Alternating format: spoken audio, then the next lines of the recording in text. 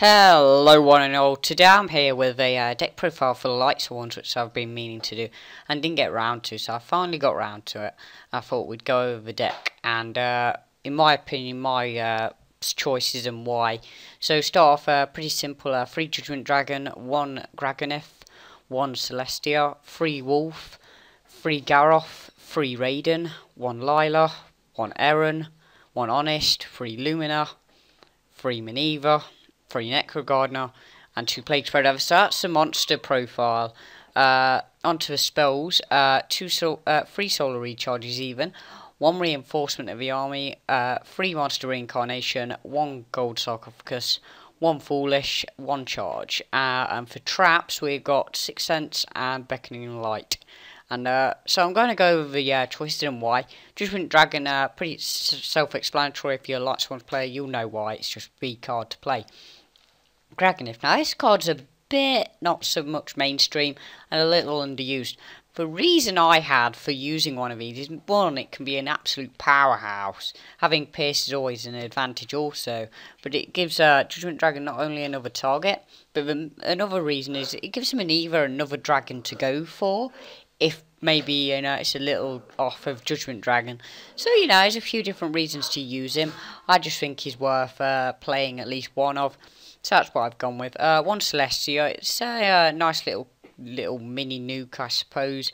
Helps clear the traps off, or just sort of soak up a trap or two if they sort of going to negate a potential Judgment Dragon later on. And they're saving the traps for then. 3 Wolf. They're obviously here to take advantage of the milling of Lightsworn. 3 Garroth, he's an amazing card with Lumina.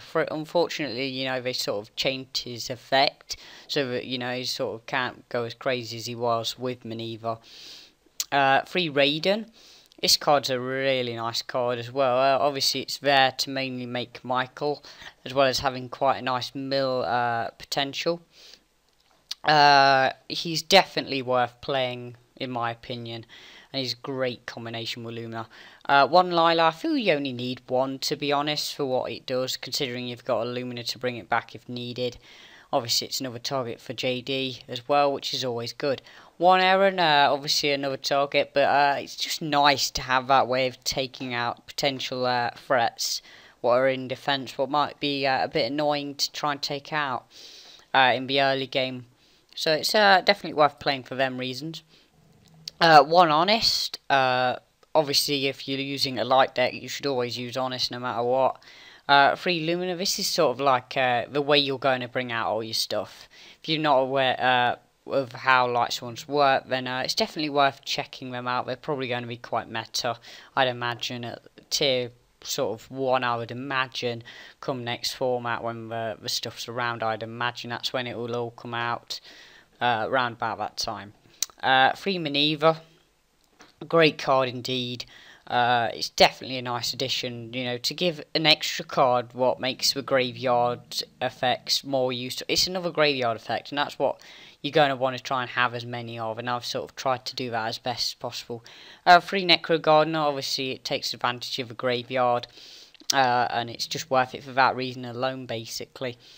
2 Plague, obviously another reason to get a graveyard effect, but also obviously allows you to return stuff to the deck to sort of stop so much of the potential lose at the end of by milling out sort of scenario, which is kind of a moot point now because of Michael anyway. He tends to be able to stop that. 3 solar recharges. The whole point of the deck early on is just to try and get rid of as many cards into the graveyard as possible. 1 reinforcement. I just thought it was like an extra filler card, which is able to bring, Garroths or Raidens to hand early on if you're just wanting them to try and start the combo off, sort of turn 1, turn 2 for Lumina.